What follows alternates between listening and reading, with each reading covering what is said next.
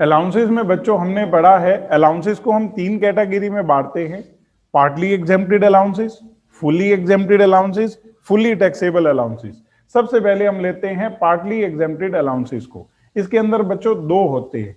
First is HRA, house rent allowance. हम लोग ऐसे पढ़ते हैं, list of the following will be exempted. First, actual rent paid minus 1/10 of salary. Second, actual HRA received. Third, 50% of salary in metro city और 40% of salary in other city. Salary का meaning होता है basic salary plus DNS allowances plus commission on sales. उसके बाद हमने पढ़े special allowances. उसको दो कैटेगरी में बांटते हैं, allowances for official purposes, allowances for personal purposes. Allowances for official purposes के साथ लिखा जाता है, these are exempted up to actual amount spent by employee for official purposes। Employee ने ऑफिशियल पर्पस के लिए उस अलाउंस का जितना अमाउंट खर्च किया है उतना एग्जेम्प्ट, और अगर कुछ नहीं कह रखा क्वेश्चन में तो माना जाएगा पूरा अमाउंट उसने खर्च कर दिया है, और बच्चों फुल अमाउंट ही एग्जेम्प्ट हो जाएगा। ये हमारे 6 हैं, travelling allowance, conveyance allowance, daily allowance, uniform allowance, helper allowance, academic allowance. उसके बाद हैं बच्चों allowances for personal purposes. These are exempted up to specified limit irrespective of the amount spent by employee। क्योंकि रीजन क्या है, personal purpose के लिए, खर्चा तो गवर्नमेंट कंसीडर ही नहीं करेगी। 6 है ये हमारे। First, children education allowance exempt up to ₹100 per month per child for maximum 2 children. Children hostel allowance exempt up to ₹300 per month per child for maximum 2 children. इसके बाद बच्चों third one, transport allowance, it is exempted only when employ is blind और handicapped, exempt up to ₹3200 per month. उसके बाद fourth, personal allowance to employ working in any transport system, list of the following will be exempted, 70% of such allowance और 10,000 पर month. उसके बाद बच्चों next है हमारा underground allowance, exempt up to ₹800 per month. और उसके जस्ट आगे हैं special compensatory allowances. First, hilly area, snow bound area, high altitude allowance exempt up to ₹800 per month. Second one, border area, disturbed area, difficult area, remote locality allowance exempt up to ₹1300 per month. और third one is tribal area, schedule area, agency area, backward area allowance exempt up to 200 पर month. उसके बाद बच्चों हमने पढ़े fully exempted allowances. 4 हैं ये हमारे, यूज एक ही होगा, बाकी तीनों तो इसलिए याद कर रहे हैं कि जो हमने नहीं पढ़ रखे होंगे वो फुली टैक्सेबल अलाउंसेस है। पहला, foreign allowances to government employ who are citizen of India. Second, allowances from UNO to their employees. Third, compensatory allowances to जजेस ऑफ हाई कोर्ट। और फोर्थ, सैंक्चुअरी अलाउंसेस टू जजेस। अब बच्चों जो allowance हमने नहीं पढ़ रखे वो फुली टैक्सेबल है, ये अभी तक मैंने पढ़ाया है। चलें बच्चों आगे। अब देखो आज बच्चों मेरे को आपको करानी है परक्विजिट्स। अगर मेरे से कोई पूछे परक्विजिट्स क्या होती हैं तो मैं कहूंगा अमेनिटीज, फैसिलिटीज। बच्चों पहले ना हम लोग अलाउंसेस और फैसिलिटीज में डिफरेंस सीखेंगे कि दोनों में क्या डिफरेंस है। टैक्सेबिलिटी तो बच्चों मैं तब सीखूंगा ना जब मुझे पहले उसका फैक्ट पता होगा कि ये है क्या चीज। फैसिलिटीज का मतलब होता है एम्प्लॉयर आपको रेगुलरली कैश नहीं पे कर रहा, या तो वो क्या कर रहा है आपको फैसिलिटी दे रहा है अपनी तरफ से, और या फिर आपसे कह रहा है कि आप ये खर्चा कर लो और पैसे रीइंबर्स हम कर देंगे। उसने एक फिक्स अमाउंट आपको नहीं दिया। जैसे मैं आपको बताता हूं, पहला एग्जांपल दे रहा हूं, मेडिकल फैसिलिटी। मेरे एम्प्लॉयर ने कहा कि आपको हमारी तरफ से मेडिकल ट्रीटमेंट, जो भी इलाज पे खर्चा होगा आपका, वो सारा खर्चा कंपनी बोन करेगी। वो कहते हैं पहले आप वहां पे कराओ और उसके बिल हमें कंपनी में डिपॉजिट कराओ, आपको हम रीइंबर्स कर देंगे। तो दैट इज नॉट अलाउंस, क्योंकि अगर मैं बीमार नहीं पड़ा, इलाज नहीं कराया तो मुझे कुछ नहीं मिलना। कब मिलेगा वो पैसा? अगर मेरे को ट्रीटमेंट पे खर्च करने पड़ते हैं। लेकिन अलाउंस में इसके अपोजिट मेरे को फिक्स अमाउंट मिलेगा, चाहे खर्च हो या ना हो। अलाउंस में एक ड्रॉबैक है कि उसमें एक फिक्स अमाउंट है, अगर आपके ज्यादा भी खर्च हो रहे हैं तो कोई लिंक नहीं है। फैसिलिटीज में एम्प्लॉयर जनरली पूरा खर्चा बोन कर लेता है। मैं आपको और फैसिलिटी बताता हूं। मान लो मेरे एम्प्लॉयर ने मेरे को कार अवेलेबल करा रखी है कि मैं मैनेजर हूं कंपनी में, तो मेरे को कार लेने आती है, कार के सारे खर्चे कंपनी बोन करती है। तो that is not A allowance, that is a perquisite, facility है। मैं जिस जगह पर जॉब कर रहा हूं, मेरे एम्प्लॉयर को पता है मेरा वहां कोई रेजिडेंस नहीं है, अपना हाउस प्रॉपर्टी नहीं है, तो मुझे किराए पर लेकर जगह रहना पड़ेगा। या तो एम्प्लॉयर मेरे को कहेगा कि ये फिक्स 10,000 रुपए पर मंथ है, आप अपना बंदोबस्त करो कि कैसे रहना है, then it is called HRA, house rent allowance. इसके अपोजिट मेरे एम्प्लॉयर ने मेरे को जगह अवेलेबल कराई कि ये हमारी कंपनी की जगह है, आप यहां रहोगे, तो उसको बोलते हैं रेंट फ्री अकोमोडेशन। हो सकता है वो नॉमिनल सा रेंट चार्ज करे, तो उस केस में उसको बोलते हैं अकोमोडेशन एट कंसेशनल रेट, कि हमें कंसेशनल रेट पर क्वार्टर दे रखा है। That is facility not allowance. मैं इसको थोड़ा सा आगे बढ़ाता हूं। मेरे एम्प्लॉयर ने कहा आप किराए पर जगह देखो, जो किराया लगेगा वो कंपनी देगी, तो then it is called facility not allowance. Allowance में तो उन्होंने मेरे को लमसम अमाउंट दिया, उसके बाद खर्चा मैंने करना है। फैसिलिटी में वो क्या कह रहे हैं, या तो पर्सन चीज मुझे अवेलेबल करा रहे हैं, और या फिर कह रहे हैं कि आप खर्च कर लो, कंपनी आपको रीइंबर्स कर देगी। जैसे मेरे एम्प्लॉयर ने एक तो मेरे को कहा आपको हम 2,000 रुपए दे रहे हैं सर्वेंट अलाउंस, कि आप अपने पास सर्वेंट रखो, हमारी तरफ से 2,000 है, आपको उससे महंगा मिले उससे सस्ता मिले, कंपनी को कोई लिंक नहीं है। और एक मेरे को सर्वेंट फैसिलिटी दी गई, या तो कंपनी का ही एम्प्लॉई जो सर्वेंट है वो मुझे अवेलेबल कराया गया है, मेरे को जितनी देर मेरे को काम के लिए चाहिए होता है, और या फिर उन्होंने मेरे को कहा आप सर्वेंट रख लो, जो उसको सैलरी दोगे वो कंपनी रिइंबर्स करेगी, तो then it is called facility. Facility में और अलाउंस में बच्चों आपने अंतर समझना है। मेरे को कैब लेने आती है, घर से कैब लेने आती है और शाम को छोड़कर जाती है, then it is transport facility not transport allowance. समझ गए हो बात, कि अगर मेरा एम्प्लॉयर या तो वो चीज ही मुझे अवेलेबल करा रहा है अपनी तरफ से, तो फिर कैश देने का तो कोई क्वेश्चन ही नहीं होता, और या फिर वो कहता है कि पहले आप अमाउंट खर्च कर लो, मेरे से उतना ही अमाउंट ले लेना, तो वो फिर अलाउंस नहीं होगा, वो फैसिलिटी हो जाएगी। जैसे एक मेरे को मेरे एम्प्लॉयर ने कहा कि हम आपको टेलीफोन अलाउंस देंगे, कि आप मोबाइल यूज करते हो, कंपनी के काम के लिए भी होता है, पर्सनल के लिए भी होता है, आपको 1,000 रुपए पर मंथ मिलेंगे आपके टेलीफोन के लिए, then it is called allowance. उन्होंने कहा आप पोस्ट पेड कनेक्शन ले लो, या घर पे अपना टेलीफोन लगवाओ, या मोबाइल जो यूज करते हो उसका रिचार्ज कंपनी के पैसों से होगा, या आप रिचार्ज कराकर उस बिल को कंपनी में लगाओ, आपका रीइंबर्स हो जाएगा, then it is called facility. Perquisite में एम्प्लॉयर या तो आपको सीधा आप ही चीज सुविधा अवेलेबल करा रहा है, या फिर आपको कहता है कि आप खर्च कर लो और कंपनी से आपको वो पैसे मिल जाएंगे, तो उसको अलाउंस ना कहकर क्या बोला जाएगा, फैसिलिटी।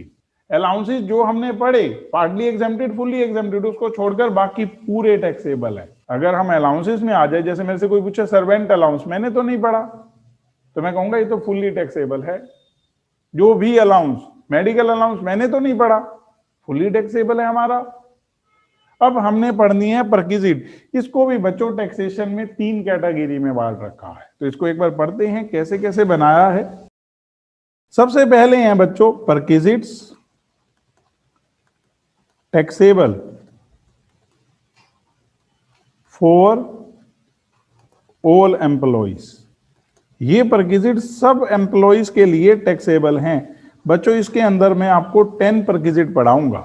मैं अभी सिर्फ इसी की बात करूंगा, क्योंकि अगर मैं इसके बाद वाली लिखता हूं ना, मैं लिख देता हूं सेकंड और थर्ड, लेकिन अभी मैं उनकी कोई बात नहीं करूंगा, उसमें कितनी है क्या है, क्योंकि ये पहले 10 पढ़ेंगे उसके बाद आगे चलेंगे। Perquisite taxable only for specified employees.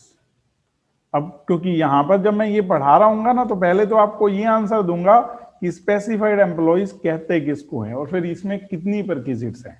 और last one tax free perquisites, आप इसको कह सकते हो perquisite exempted for all employees. Perquisites exempted for all employees. इन दोनों के अंदर बच्चों चाहे perquisite taxable only for specified employee हैं, कितनी है, किस तरह से सिचुएशन है, हम पढ़ेंगे।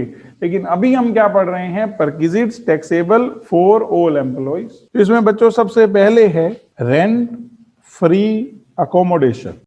अकोमोडेशन रहने के लिए जो जगह होती है उसके लिए वर्ड यूज होता है। तो आपका रेंट फ्री अकोमोडेशन और accommodation eight concessional rate.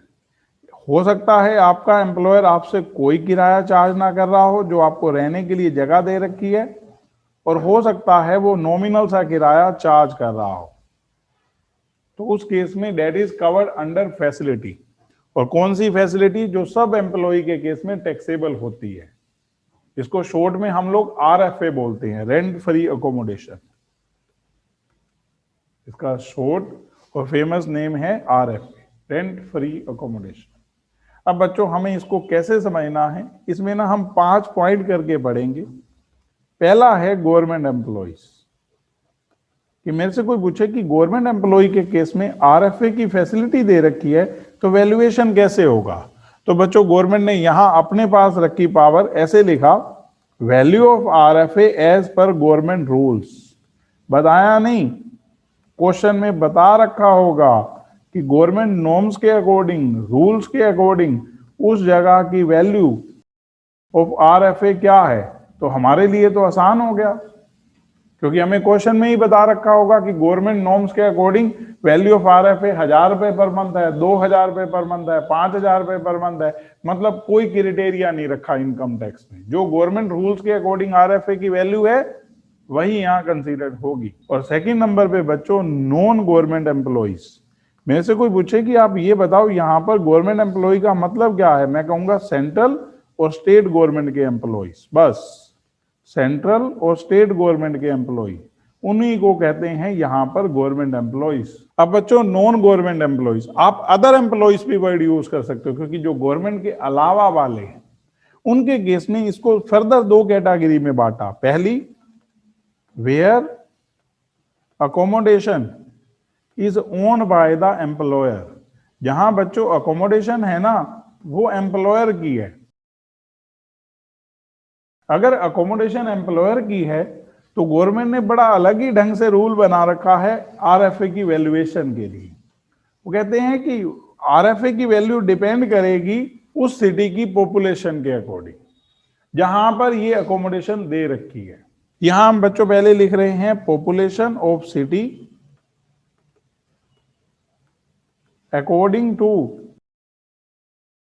2001 census, value of RFA।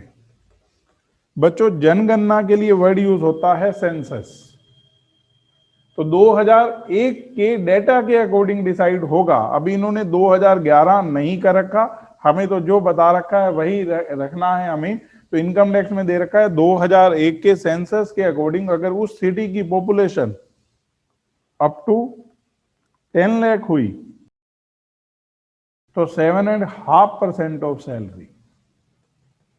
Salary का मीनिंग अभी पढ़ेंगे क्या होता है यहाँ, HRA से अलग है यहाँ सैलरी का मीनिंग। उसके बाद अबू 10 lakh but up to 25 lakh, 10 lakh से ऊपर है लेकिन 25 लाख तक, 25 लाख से ऊपर नहीं, तो 10% ऑफ सैलरी। और अगर बच्चों अगर पॉपुलेशन 25 लाख से ऊपर है तो 15% ऑफ सैलरी।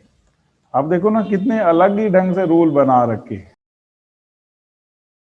अगर अकोमोडेशन एम्प्लॉयर की हुई बच्चों, क्या क्राइटेरिया है कि उस सिटी की पॉपुलेशन देखी जाएगी, क्वेश्चन में मेंशन होगा और कुछ नहीं बता रखा तो माना जाएगा पॉपुलेशन 25 लाख से ज्यादा है, तो 15% ऑफ सैलरी सीधा करेंगे। लेकिन अगर क्लियरली बता रखा है कि पॉपुलेशन 8 लाख है, 12 लाख है, 16 लाख है, तो अगर 10 लाख तक पॉपुलेशन है तो 7.5% ऑफ सैलरी। 10 लाख से ज्यादा है लेकिन 25 लाख से ज्यादा नहीं है तो 10% ऑफ सैलरी। और अगर 25 लाख से ज्यादा है तो 15% ऑफ सैलरी। अब इसके बाद बच्चों सेकंड वन, अगर एम्प्लॉयर ने अकोमोडेशन किराए पर लेकर दे रखी है, वेयर अकोमोडेशन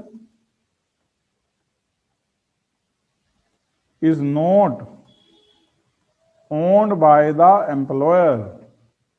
अगर मान लो बच्चों अकोमोडेशन एम्प्लॉयर की ना हो तब क्या होगा, तो हम कहेंगे तब गवर्नमेंट ने रूल बना रखा है least of the following will be value of RFA। पहला बच्चों पॉइंट, दो में से जो कम होगा वो RFA की वैल्यू होगी। 15% ऑफ सैलरी, जैसे ऊपर लिखा है ना सेम यहाँ, सैलरी का 15% या actual rent paid by employer. क्योंकि अगर मान लो एम्प्लॉयर ने मुझे रेंट फ्री अकोमोडेशन दे रखी है, तो उसका किराया एम्प्लॉयर अगर पे कर रहा है, उसकी अपनी अकोमोडेशन नहीं है, तो फैसिलिटी उस किराए से ज्यादा तो नहीं हो सकती। तो या तो गवर्नमेंट कहती है 15% ऑफ सैलरी, या जितना किराया एम्प्लॉयर पे कर रहा है दोनों में से जो कम होगा। अगर अकोमोडेशन एम्प्लॉयर की है फिर पॉपुलेशन पे डिपेंड करेगा। यहाँ याद रखना पॉपुलेशन नहीं लिखी, बच्चा तो कई बार क्या करता है कि अपने हिसाब से कंसेप्ट बना लेता है। वहां पॉपुलेशन दे रखी होगी 8 लाख और क्वेश्चन में दे रखा होगा कि एम्प्लॉयर ने जगह किराए पर लेकर दे रखी है, तो बच्चा 15 को अपने आप 7.5 में कन्वर्ट कर देगा। यहाँ पर देखो पॉपुलेशन की कोई लेना देना नहीं है, वो सिर्फ तब है जब अकोमोडेशन एम्प्लॉयर की है। अगर उसने किराए पर लेकर दे रखी है तो दोनों में से जो कम होगा 15% ऑफ सैलरी और actual rent paid by employer. एक तो बच्चों मुझे सैलरी का मीनिंग बताना है। अभी 3 पॉइंट और हैं, लेकिन वो अभी नहीं पढ़ रहे, हम पहले बच्चों इसके क्वेश्चन करेंगे। मेरे से कोई पूछे कि सैलरी फॉर आरएफए, यहां बच्चों सैलरी का ना वाइड मीनिंग होता है, उसमें टोटल 7 चीजें आती हैं। 2 रिटायरमेंट बेनिफिट से रिलेटेड है, इसलिए अभी हम उसको नहीं लिखते, जब रिटायरमेंट बेनिफिट आएंगे तब लिखेंगे। क्वेश्चन में नहीं मिलेगा वो आपको, वो रिटायरमेंट बेनिफिट जब तक नहीं आ जाता। तो बेसिक सैलरी, डीएनएस अलाउंस, इसमें बोनस भी आता है बच्चों, इसमें कमीशन आता है, चाहे ऑन सेल हो या बिना सेल की, दोनों आएंगे। जबकि एचआरए में सिर्फ कमीशन ऑन सेल लेते हैं। और इसके अलावा टैक्सेबल अमाउंट ऑफ अलाउंसेस, जो आप अलाउंसेस का टैक्सेबल अमाउंट है ना, वो भी सैलरी के मीनिंग में आएगा इस पर्पस के लिए। इसमें 2 चीजें और आनी है बच्चों, मैं लिख देता हूं लेकिन अभी समझा नहीं पाऊंगा। अनकम्यूटेड पेंशन और leave salary if received during service period. लेकिन ना तो अभी हमें अनकम्यूटेड पेंशन पता, ना ही लीव सैलरी। तो हमारे लिए अभी 5 ही चीजें जो हमें याद रखनी है। बेसिक सैलरी हम जानते हैं, डीएनएस अलाउंस हम जानते हैं, हमने एचआरए के लिए पढ़ा है, बोनस पता है, कमीशन पता है, और जो भी अलाउंसेस का टैक्सेबल अमाउंट होगा उन सबको हम लोग यहाँ कंसीडर करेंगे। अभी बच्चों इसके बाद सेकेंड नंबर पे, where RFA is well furnished, मैं यूं भी कह सकता हूं कि उसके साथ साथ फर्नीचर भी दे रखा है। Where RFA is well furnished, then value of furniture facility. तो मेरे से कोई पूछे कि जो फर्नीचर दे रखा है उस फैसिलिटी का, फर्नीचर की फैसिलिटी अलग से ऐड होगी, then value of furniture facility will be included in value of unfurnished RFA. जो पहले हमने आरएफए सीखा है ना, वो बिना फर्नीचर के सीखा है, सिर्फ उस जगह के लिए जो एम्प्लॉयर ने अवेलेबल करा रखी है। तो इसमें बच्चों 2 केसेस होते हैं, या तो फर्नीचर एम्प्लॉयर का होगा और या फिर उसने किराए पर लेकर दे रखा होगा। तो हम यहां लिखते हैं if furniture is owned by employer.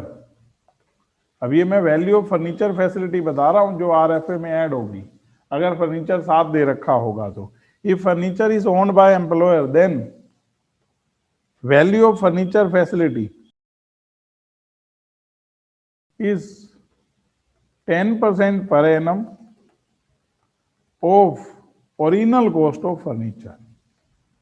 इसमें कोई डब्ल्यूडीवी का कंसेप्ट नहीं है, जितने रुपए का वो फर्नीचर होगा ओरिजिनल कॉस्ट उसका 10% पर एनम के हिसाब से वैल्यू ऑफ फर्नीचर फैसिलिटी मानी जाएगी। बाद में तो क्वेश्चन यूं भी दे रखा होगा कि आरएफए ईयर के बीच में दे रखी होगी, तो फर्नीचर भी ईयर के बीच में दे रखा है आरएफए के साथ। मान लो आरएफए हमें सिर्फ 7 महीने मिली, तो ऊपर जब आरएफए की वैल्यू करेंगे वो 7 मंथ्स की आएगी, और फर्नीचर फैसिलिटी में 10% पर एनम है, तो original cost of furniture into 10/100 into 7/12 करके फर्नीचर फैसिलिटी की वैल्यू आएगी। और इसके अलावा बच्चों केस है कि अगर फर्नीचर एम्प्लॉयर का नहीं है, केस ही लिख देता हूं यहां, if furniture is not owned by employer, अगर बच्चों फर्नीचर एम्प्लॉयर का नहीं हुआ तो तब जितने रुपए वो फर्नीचर का किराया दे रहा है, then value of furniture facility is actual rent paid by employer for such furniture। कुछ चीजें अभी बच्चों आराम से बताऊंगा, साथ साथ बताने की होती है, एक बार आप दोबारा रिपीट करके समझना। परक्विजिट्स, मेरे से कोई पूछे कैसे, तो मैं कहूंगा परक्विजिट को 3 कैटेगरी में बांटते हैं। हम सबसे पहली पढ़ रहे हैं perquisite taxable for all employees. उसमें बच्चों सबसे पहली है हमारी रेंट फ्री अकोमोडेशन और अकोमोडेशन एट कंसेशनल रेट। इसमें अभी 5 सिचुएशन है टोटल, अभी हमने 2 पढ़ रहे हैं। पहली, गवर्नमेंट एम्प्लॉइज, आप कहोगे value of RFA as per government norms, कि गवर्नमेंट रूल्स के अकॉर्डिंग, तो क्वेश्चन आसान होगा क्योंकि सीधा ही बता रखा होगा।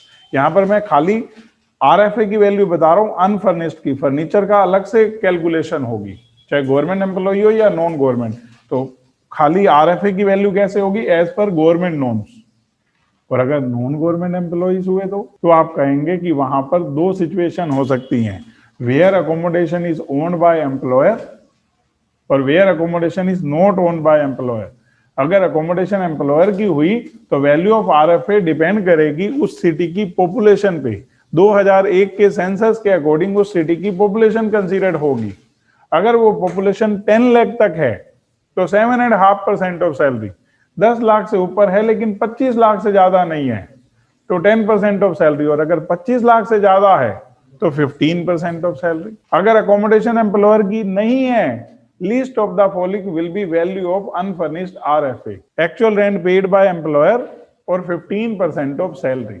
और इसमें है कि अगर मेरे से सैलरी का कोई मीनिंग पूछे तो मैं कहूंगा उसमें टोटल 7 चीजें आती हैं, अभी हम 5 पढ़ रहे हैं। Basic salary, DNS allowances, bonus, commission, taxable amount of allowances. और अगर फर्नीचर भी दे रखा है एम्प्लॉयर ने, फर्निश्ड है, तो मैं कहूंगा या तो फर्नीचर एम्प्लॉयर का होगा या उसने किराए पर लेकर दिया होगा। अगर उसका अपना है तो फर्नीचर फैसिलिटी की वैल्यू हुई 10% per annum of original cost of furniture. और अगर उसने किराए पर लेकर दे रखा है तो actual rent paid by employer for such furniture. और अगर दोनों सिचुएशन हो, कुछ फर्नीचर अपना है तो उसका तो 10% पर एनम, और जो किराए पर लेकर दे रखा है जितना किराया पे कर रहा है। अगर अकोमोडेशन कंसेशनल रेट पर प्रोवाइड की गई, फ्री में नहीं दे रखी, कंसेशनल, तो जैसे वैल्यूएशन सिखाया वैसे वैल्यूएशन कर लो, वैल्यू आ गई, उसमें से घटा दो जितने रुपए एम्प्लॉय से चार्ज किए गए। जैसे मान लो अकोमोडेशन की वैल्यू आ गई आपके रूल के अकॉर्डिंग 70,000 रुपए, और एम्प्लॉयर 2,000 पर मंथ तो एम्प्लॉय से चार्ज कर रहा है, तो उसने हमसे 24,000 रुपए तो ले ही रखे हैं, तो 70 में से 24 लेस करके बाकी फैसिलिटी की वैल्यू होगी। फैसिलिटी वही तो है जितने रुपए एम्प्लॉयर ने कम चार्ज किए, और नहीं चार्ज किए तो जितने रुपए वैल्यू बनती है। तो कंसेशनल रेट वाले में कैसे होगा, आप कहोगे first of all calculate value of rent free accommodation and after that deduct the amount which is charge from employ. और अगर एम्प्लॉय से ज्यादा चार्ज कर रखे हो तो फिर फैसिलिटी थोड़ा है। फैसिलिटी तो तब है ना जब आपने सस्ता दे रखा हो, कम अमाउंट चार्ज कर रखा हो। अगर आपने ज्यादा चार्ज कर रखा है तो फैसिलिटी की वैल्यू नील आ जाएगी। वैसे क्वेश्चनों में नहीं होगा, मैं तो एक एग्जांपल दे रहा हूं कि बच्चे के दिमाग में क्वेश्चन आए कि अगर सर अमाउंट ज्यादा चार्ज कर रखा हुआ, समझ गए ना। फैसिलिटी तो वही है, मान लो एम्प्लॉयर को एम्प्लॉय रहने के लिए जगह दे रहा है, मार्केट में लोगों से रेट चार्ज करता है 6,000, एम्प्लॉय से 7,000 ले रहा है, तो फिर फैसिलिटी थोड़ा है। फैसिलिटी तो वो तब है जब वो 1,000-1,500 रुपए किराया ले रहा है मार्केट रेट से कम में, फैसिलिटी की वैल्यू तभी आएगी एम्प्लॉय के हैंड में। समझ गए बात। तो अब एक बार बच्चों क्वेश्चन के थ्रू आपको सारी बात ओके समझ आ जाएगी। खास बात पता है क्या है, क्वेश्चन सिर्फ इन्हीं 2 के, वो 3 तो थियोरेटिकल पढ़ने हैं, जो इसलिए इसको यहीं होल्ड कर दिया कि पहले क्वेश्चन कर लेते हैं। Question 23, Rajesh is a government employ. अब ये बच्चों government employ getting salary 12,000 per month.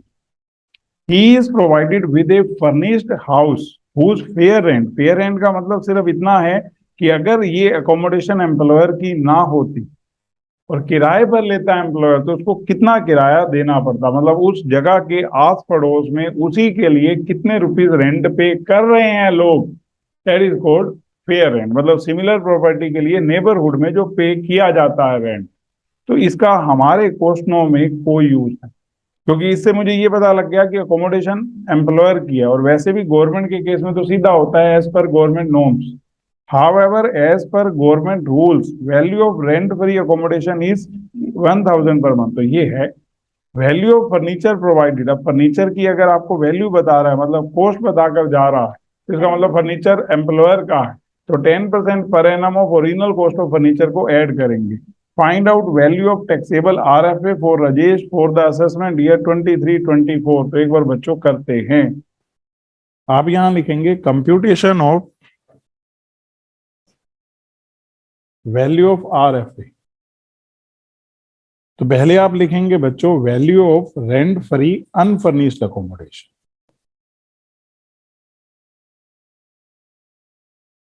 मतलब फर्नीचर के बिना।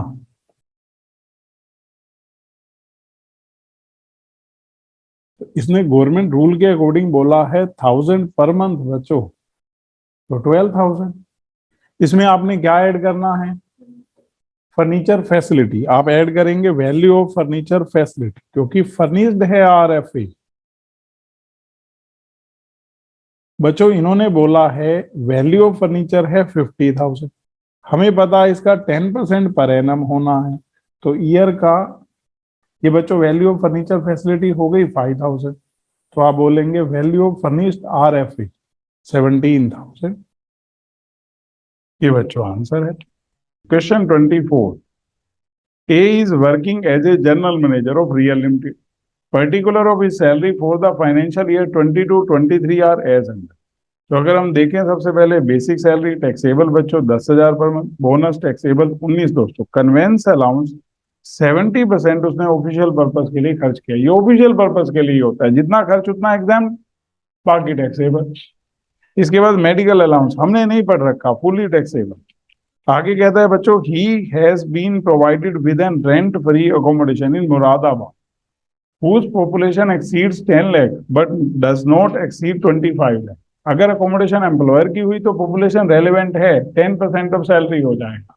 लेकिन अगर उसने किराए पर लेकर दे रखे है तो पॉपुलेशन का कोई यूज नहीं है। List of the following will be value of RFA 15% of salary और actual rent paid by employer.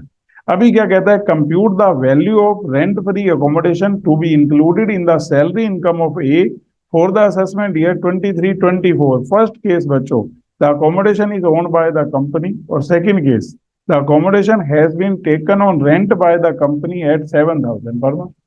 मतलब पहला केस अकोमोडेशन कंपनी की है तो 10% ऑफ सैलरी हो जाएगा। दूसरा केस अगर कंपनी की नहीं है तो list of the following will be value of rent free accommodation 15% of salary और actual rent paid by employer. तो सबसे पहले सैलरी कैलकुलेट करते हैं, इसके लिए क्या होगा। तो ये बच्चों computation of value of RFA. सबसे पहले हम लिखेंगे salary for RFA. Basic salary, DNS allowance if होता है ही नहीं बच्चों क्वेश्चन में। बोनस कमीशन है नहीं क्वेश्चन में। Taxable amount of other allowances. सबसे पहले बच्चों मैंने बेसिक सैलरी लिखी 10,000 पर मंथ, इंटू 12 किया 120, बोनस 19,200। अब बच्चों टैक्सेबल अमाउंट ऑफ अलाउंसेस यहां पूरा ध्यान रखेंगे आप। कन्वेंस अलाउंस 14,000 टोटल मिला है, कोई पर मंथ नहीं है। इसमें से 70% ऑफिशियल पर्पस के लिए खर्च हुआ है। 14,000 का 70% होता है 9,800। मैं इनडायरेक्टली कह सकता हूं 30% टैक्सेबल, क्योंकि 70% तो एग्जेम्प्ट ही हो जाना है। तो यही किया हमने, 30% ऑफ 14,000 जो टैक्सेबल है, plus medical allowance 500 per month. एक बार बच्चों कंप्यूट करते हैं 149,400। अब बच्चों दो केसेस है। Case A, accommodation is owned by the company, value of RFA 10% of salary. क्योंकि मुरादाबाद की पॉपुलेशन इन्होंने बता रखा है 10 लाख से ज्यादा है, लेकिन 25 लाख से ज्यादा नहीं है। तो ये बच्चों 14,940। लेकिन केस सेकंड की बात करें तो अकोमोडेशन एम्प्लॉयर की नहीं है। Accommodation is not owned by company. तो आप कहेंगे list of the following will B RFA। यहां बच्चों दो चीजें, फर्स्ट 15% ऑफ सैलरी, सैलरी 1,49,400 है। Second, actual rent paid by employer, employer बच्चों 7,000 पर मंथ पे कर रहा है, तो 84,000, 22,410, दोनों में से जो कम वो वैल्यू ऑफ RFA है, तो वो तो 22,410 है, तो यही हो गई। ये रहे बच्चों answer. Question 25, G submits the following information regarding his salary income for the previous year 22-23। पहले है बच्चों basic salary 20,000 per month, DA forming part of salary 40% of basic salary, CCA 400 per month. अब मतलब DA इफ है वैसे भी taxable ही होता है, CCA fully taxable, children education allowance 300 per month per child, 2 children के लिए तो 100 per month per child exam, transport allowance 400 per month fully taxable, he is provided with a rent free accommodation which is owned by the employer, the fair rental value of house is 32,000 per month. अब fair rental का मतलब यही है कि accommodation employer की है, बता ही दिया है।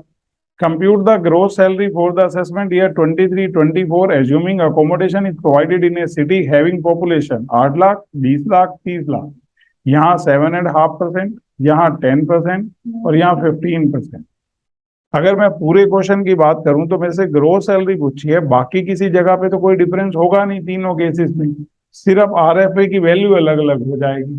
तो हम ना 3 कॉलम बना लेंगे ताकि 7 हो जाए, और उन 3 कॉलम में बाकी सारा कुछ कॉमन लिख देंगे, RFA अलग अलग हो जाएगा, 7.5% सैलरी का, 10% सैलरी का और 15% सैलरी का। एक बार करते हैं। Question 25, computation of gross salary. 3 cases हैं बच्चों, 3 कॉलम, केस 1, केस 2 और केस 3। बच्चों हमने लिखना स्टार्ट किया, सबसे पहले बेसिक सैलरी, आप समझो कि सब कॉलम में उसके बाद पहले की तरह कॉपी पेस्ट होना है, 20,000 इंटू 12, 240। एक बार पहले कॉलम में लिख लो। DA इफ है, ये सिर्फ हमारे को इसलिए इफ लिखना है क्योंकि RFA के मीनिंग में आता है, टैक्सेबल तो फुली होना ही था। 40% of basic salary 96,000। City compensatory allowance बच्चों 400 रुपए पर मंथ है, तो 400 इंटू 12। अब जो चिल्ड्रन एजुकेशन अलाउंस है ना, वो इसको मिल रहा है 300 रुपए पर मंथ और 2 बच्चों के लिए, ये 7,200 हो गया। Exempt 100 into 12 into 2, 2,400। तो सब केसेस में यही 4,800 आएगा। ट्रांसपोर्ट अलाउंस बच्चों फुली टैक्सेबल 400 पर मंथ है। अब आपको लिखनी है रेंट फ्री अकोमोडेशन। पहले केस में 7.5% ऑफ सैलरी, तो ये सैलरी के लिए नोट बना लेते हैं बस, ये हमारी ग्रोस सैलरी आ जाएगी। सब में HD लिखना है तो पहले ही लिख लेते हैं, 240, 96,000, 4,800, 4,800, 4,800।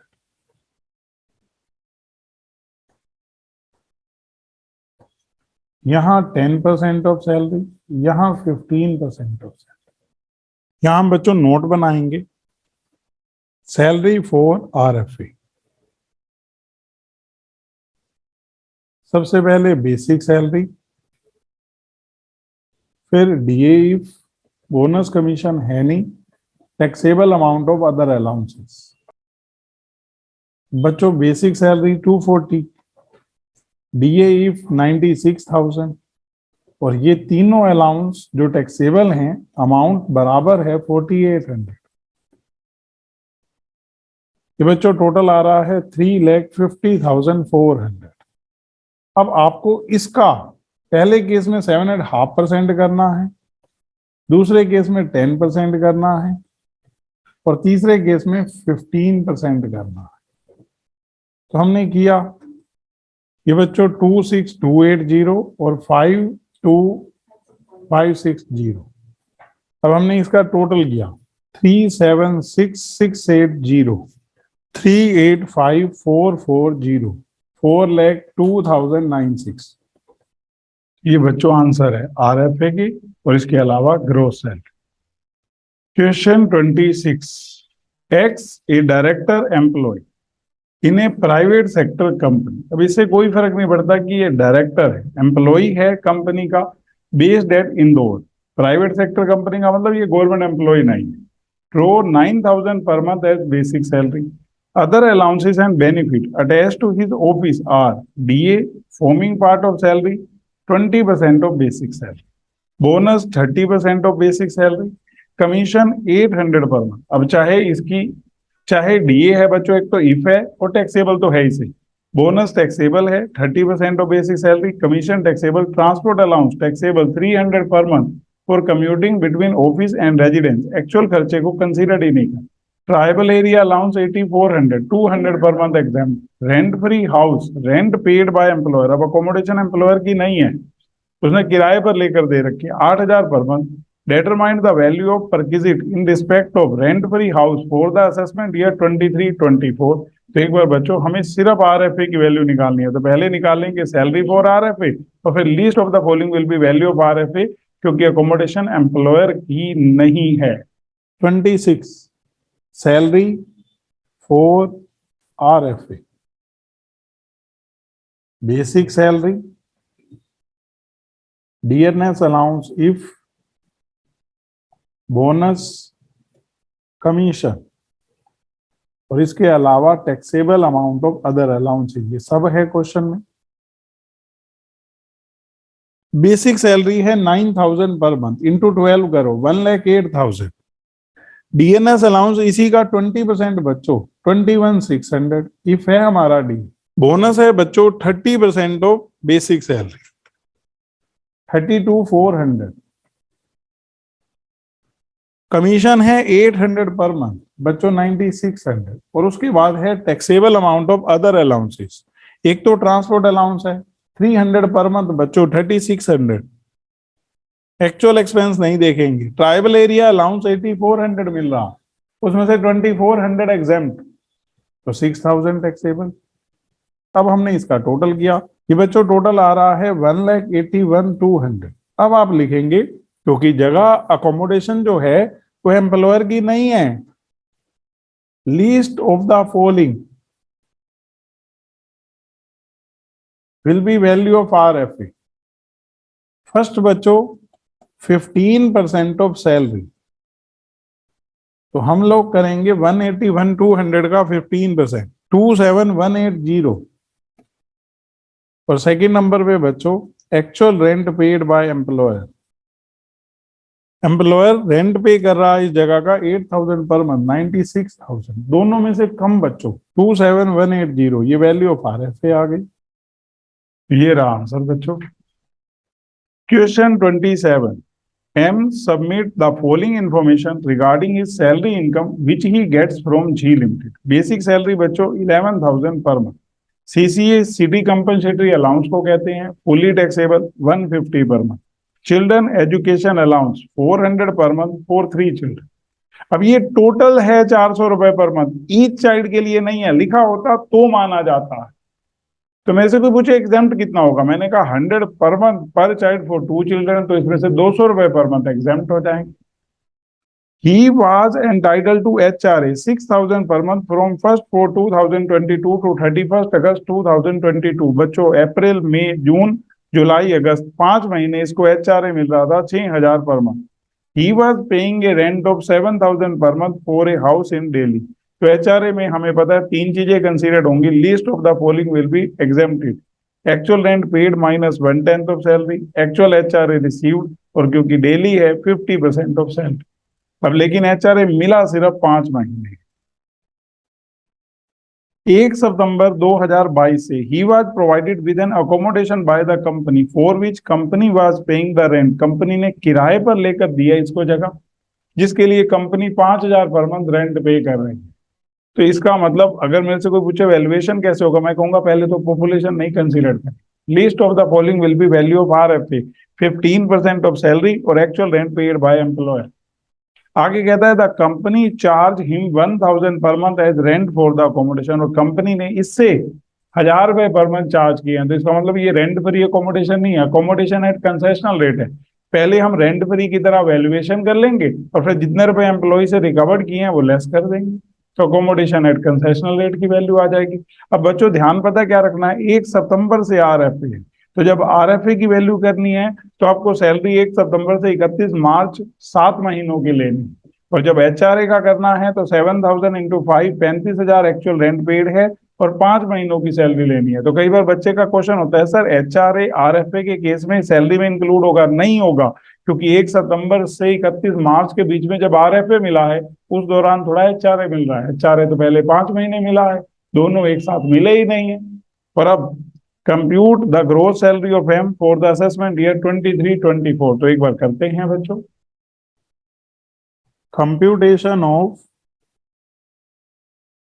ग्रोस सैलरी, सबसे पहले बच्चों basic salary 11,000 per month into 12, ये तो फुली टैक्सेबल होती है। सीसीए 150 पर मंथ बच्चों 1800। चिल्ड्रन एजुकेशन अलाउंस 400 रुपए पर मंथ मिल रहा है 3 बच्चों के लिए, और एग्जाम्प्ट होता है 2 बच्चों तक 100 रुपए पर मंथ पर चाइल्ड के हिसाब से। तो मतलब हमारा एग्जाम्प्ट कितना होगा, 100 इंटू 12 इंटू 2 2400, तो बाकी 2400 टैक्सेबल। इसके जस्ट आगे बच्चों एचआरए, इसको मिल रहा है 6000 पर मंथ, 5 महीने मिला है बच्चों इस साल, क्योंकि 1 सितंबर से एम्प्लॉयर ने आरएफए शुरू कर दिया। तो एक बार एग्जाम्प्ट कैलकुलेट करते हैं, नोट बनेगा बच्चों, सीधा नहीं कंप्यूट हो सकता। HRA from April to August 5 महीने मिला है। Salary for HRA basic salary बच्चों, DAE for commission on sale नहीं है, 11,000 पर मंथ है सैलरी, तो 5 महीनों की हो गई 55,000। अब आप लिखेंगे least of the following will be exempted. 3 चीजें बच्चों, actual rent paid minus 1/10 of salary. Actual में रेंट पे हो रहा है 7,000 पर मंथ और माइनस 1/10 ऑफ 55,000, ये बच्चों इसमें से हटाया 29,500। Second one, actual HRA received, इसको ना एक्चुअल में एचआरए 6,000 पर मंथ मिला है। और तीसरे नंबर पे कौन सी सिटी है बच्चों, Delhi metro city, 50% of salary. आप देखो 55,000 का 50%, और इस बार यही सबसे कम है, सो एग्जेम्प्टेड एचआरए 27,500। तो यहां आप एग्जेम्प्ट वाला घटा दो, तो टैक्सेबल कितना हो गया 2500। अब इसके बाद है अकोमोडेशन एट कंसेशनल रेट। निकालने का तरीका आप कहोगे पहले आरएफए की वैल्यू निकाल दो, उसमें से घटा देंगे जो एम्प्लॉय से चार्ज किया है। तो rent free accommodation note second बच्चों, और उसमें से लेस करेंगे amount recovered from employ salary for RFA. आप सिर्फ ये देखो कि आरएफए कब से कब है, सितंबर टू मार्च 7 महीने। यहां सैलरी में क्या क्या आता है, बेसिक सैलरी, डीए इफ नहीं है बच्चों, कमीशन नहीं है, बोनस कमीशन नहीं है, और taxable amount of other allowance ये हैं। बेसिक सैलरी 11,000 पर मंथ 7 महीने बच्चों। अब taxable amount of other allowances देखना ध्यान से। सबसे पहले आपने कहा सीसीए, मैंने कहा ये तो फुली टैक्सेबल होता है, कितने रुपीस मिल रहा है 150 पर मंथ इंटू 7। अब मैंने पूछा चिल्ड्रन एजुकेशन अलाउंस, आपने कहा सर ये 400 पर मंथ मिल रहा है, एग्जेम्प्ट कितना होगा उसमें से? 200 रुपए पर मंथ। 100 रुपए पर मंथ पर चाइल्ड, 2 बच्चों के लिए तो 200, तो बाकी कितना टैक्सेबल? 200। ये 2400 है। ये 12 महीनों का है जो टैक्सेबल है, तो इसको 12 से डिवाइड करूं तो एक महीने का कितना आ गया? 200। और 7 महीनों का आप इंटू 7 करोगे तो हो, तो हमारा तो और आसानी से कैलकुलेट हो रहा है, हम तो वैसे ही करेंगे। 77,000 प्लस 1050 प्लस 1400 क्या गया? 79450। अब आप लिखेंगे least of the following will be value of RFA 15% of salary. और second one actual rent paid by employer 5,000 per month, 7 महीनों का 35,000 और 79,450 का 15%। 11,917.5 तो 918। अब इन दोनों में से कम 11,918, ये हम यहां ऊपर आ गए बच्चों। 11,918 और इससे चार्ज कितना कर रहे हैं? 1,000 पर मंथ, 7 महीनों के 7,000। 4918 1,43,618। एक बार मैं सारा आपको रिवाइज करा रहा हूं जो अभी तक हमने पढ़ा है, फिर बच्चों मैं आपसे अलाउंसेस सुनूंगा ताकि आपको याद हो जाए उस चक्कर में, और उसके बाद हम लोग आगे प्रोसीड करेंगे। तो बच्चों सबसे पहले हमने सैलरी ग्रेड पढ़ा है, उसमें याद करने का कुछ नहीं है, वो तो डिपेंड अपॉन क्वेश्चन। उसके बाद हमने पढ़ा एरियर ऑफ सैलरी। अगर मेरे से कोई पूछे कि एरियर ऑफ सैलरी को डिफाइन करो तो मैं कहूंगा when salary is related to earlier to previous year but it was not due at that time. कि सैलरी जो है वो रिलेटेड है अर्लियर टू प्रीवियस ईयर, लेकिन वो उस टाइम पे क्या नहीं थी? ड्यू नहीं थी। So it was not taxable at that time. उस टाइम पे वो टैक्सेबल नहीं हुई। So it will be taxable on received basis. If arrear of salary is received during the previous year, it will be chargeable to tax as income of salary during the previous year. उसके बाद बच्चों advance salary. अगर मेरे से कोई पूछे advance salary का मतलब, मैं कहूंगा when salary is related to next year but it is received during the current year, then it is called advance salary. It will be chargeable on receipt basis. ये रिसिट बेसिस पर chargeable होगी, but when it will due in the next year it will not again chargeable. दोबारा chargeable नहीं होगी ये हमारी। उसके बाद बच्चों मैंने कराए अलाउंसेस। मैंने आपको अलाउंसेस को बंटवाया 3 कैटेगरी में जो हमारा टैक्सेशन बांटता है। Partly exempted allowances, fully exempted allowances और फुली टैक्सेबल अलाउंसेस। सबसे पहले बच्चों पार्टली एग्जेम्प्टेड अलाउंसेस, इसके अंदर 2 है, हाउस रेंट अलाउंस और special allowances. House rent allowance में बच्चों ऐसे दे रखा है list of the following will be exempted. Actual rent paid minus 1/10 of salary. Second actual HRA received. Third 50% of salary in metro city और 40% of salary in other city. यहां ना बच्चों salary का मीनिंग है basic salary plus DNS allowance plus commission on cell. कोई पूछे DA if कब होता है तो आप कहेंगे अगर उनमें उसके साथ कोई भी एक लाइन ऐड है, it is forming part of salary, या फिर it is use for retirement benefit, या फिर बच्चों it is according to the terms of employment. और आपने याद रखना है कि 4 फैक्टर डिसाइड कर रहे हैं एग्जम्पशन को, तो उनमें से किसी भी फैक्टर में चेंज होता है HRA के केस में तो आपको कंप्यूटेशन अलग अलग करनी पड़ेगी। First one is rent paid, second number is salary, third number is HRA और फोर्थ है आपका प्लेस जहां पर आपने किराए पर जगह ले रखी है। अब इसके बाद बच्चों हमने पढ़े स्पेशल अलाउंस। इसको ना 2 कैटेगरी में बांटते हैं, allowances for official purposes, allowances for personal purposes. Allowances for official purpose में हमने पढ़ा था these are exempted up to actual amount spent by employ for official purposes. ये बच्चों 6 हैं हमारे, travelling allowance, conveyance allowance, daily allowance, uniform allowance, helper allowance, academic allowance. और उसके बाद बच्चों allowances for personal purposes, these are exempted up to specified limit irrespective of amount spent by the employ. First, children education allowance exempt up to ₹100 per month per child for maximum 2 children. उसके बाद बच्चों children hostel allowance exempt up to ₹300 per month per child for maximum 2 children. Third number पे बच्चों हमने पढ़ा transport allowance, उसके साथ ना हम ऐसे लाइन लिखते हैं, it is exempted only when employee is blind और handicapped, exempt up to 3200 per month. Fourth, personal allowance to employee working in any transport system. Least of the following will be exempted. 70% of such allowance or 10,000 per month.